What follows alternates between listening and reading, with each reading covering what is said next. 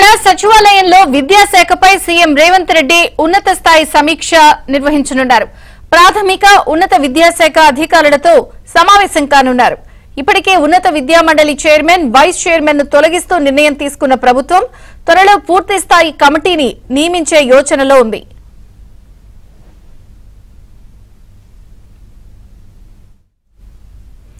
ఈరోజు సచివాలయంలో విద్యాశాఖపై సీఎం రేవంత్ రెడ్డి ఉన్నత స్థాయి సమీక్ష నిర్వహించబోతున్నారు. పూర్తి వివరాలు తెలంగాణ బ్యూరో ఇన్ఛార్జ్ నవీన్ అడిగి తెలుసుకుందాం. నవీన్, విజయచంద్రిక ప్రస్తుతం విద్యాశాఖ తెలంగాణ ముఖ్యమంత్రి దగ్గరే ఉంది.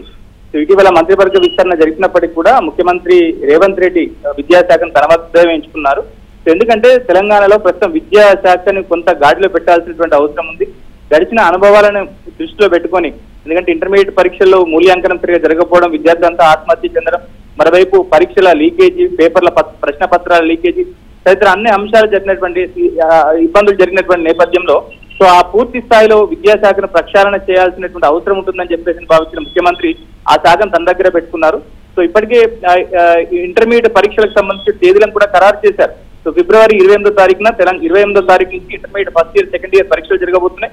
సో మరోవైపు మార్చి 28వ తారీఖు నుంచి 10వ తరగతి పరీక్షల షెడ్యూల్ ని కూడా నేడో రేపు విడుదల చేయబోతున్నారు. సో మరోవైపు ఇటు 1వ తరగతి నుంచి మొదలు పెడితే దాదాపుగా అన్ని పరీక్షలకు సంబంధించి అన్ని పరీక్షలకు సంబంధించి దాదాపుగా 90 లక్షల మంది విద్యార్థులు ఉంటారు. సో ఓవరాల్ గా 10వ తరగతి, 1వ తరగతి నుంచి 10వ తరగతి వరకు, తర్వాత ఇంటర్మీడియట్, తర్వాత పీజీ, రకరకాల ఎగ్జామ్స్ కి సంబంధించి తరగతులకు సంబంధించి కాబట్టి సో పాఠశాల విద్యాశాఖ దగ్గర నుంచి మొదలు పెడితే పూర్తిగా ఇంజనీరింగ్, మెడికల్ అన్ని శాఖలకు సంబంధించినటువంటి ఉన్నతాధికారులందరినీ కూడా ఇవాళ సెక్రటేరియట్ కి రమ్మన్నారు. సో ముఖ్యమంత్రి రేవంత్ రెడ్డి పూర్తి స్థాయిలో దీని మీద సమీక్ష నిర్వహించబోతున్నారు. మరోవైపు ఇప్పటికే పాఠశాలకు ఎగ్జామ్స్ కి సంబంధించినటువంటి షెడ్యూల్ వస్తున్నటువంటి నేపథ్యంలో సో వాటికి సంబంధించినటువంటి డేట్స్ కూడా అనౌన్స్ చేయాల్సినటువంటి అవసరం ఉంది. ఇంజనీరింగ్ సంబంధించి ఎంసెట్ సంబంధించినటువంటి డేట్స్, అలానే ఇతర కామన్ ఎంట్రన్స్ టెస్ట్ సంబంధించిన డేట్స్ కూడా అనౌన్స్ చేయాల్సినటువంటి నేపథ్యంలో సో పూర్తి స్థాయిలో విద్యాశాఖను ప్రక్షాళన చేయాలని చెప్పని రేవంత్ రెడ్డి భావిస్తున్నారు. మరోవైపు ఆ ఉన్నత విద్యా మండలికి సంబంధించినటువంటి చైర్మన్, వైస్ చైర్మన్ పోస్టుల విషయంలో కూడా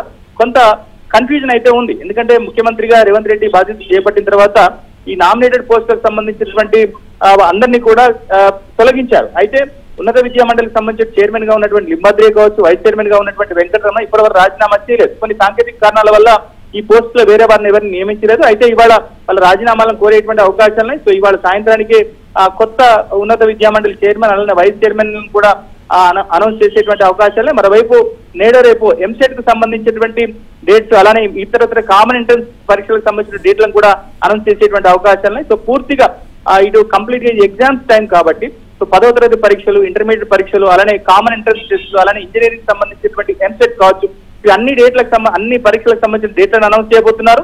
సో ఎక్కడ కూడా తప్పులు జరగకుండా, పేపర్ల లీకేజ్ కాకుండా, మూల్యాంకనంలో లోటుపాట్లు జరగకుండా పకడ్బందీగా నిర్వహించేలా ఒక రోడ్ మ్యాప్ ని, కార్యాచరణ కూడా ఇవాళ రేవంత్ రెడ్డి అధికారులకు దిశానిర్దేశం చేయబోతున్నారు. విజయచంద్రిక.